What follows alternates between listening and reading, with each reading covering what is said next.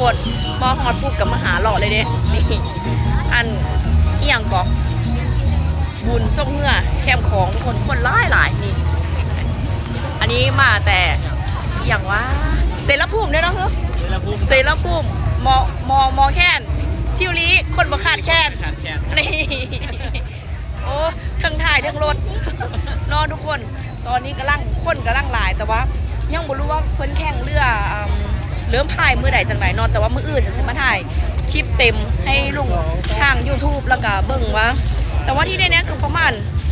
6-7นี่แหละทุกคนเดี๋ยวสำผู้ไทยสิมาสำรวจอย่างกังเว้นนอนแล้วก็ให้ได้ลงทาง YouTube แน่เพราะว่าห่างหายการลงคลิปมาโดนเติมทุกคนตอนนี้กับเบิ่งบรรยากาศตอนก่อนทุกคนทั้งยางทั้งงอทั้งเงื้อทั้งหอบ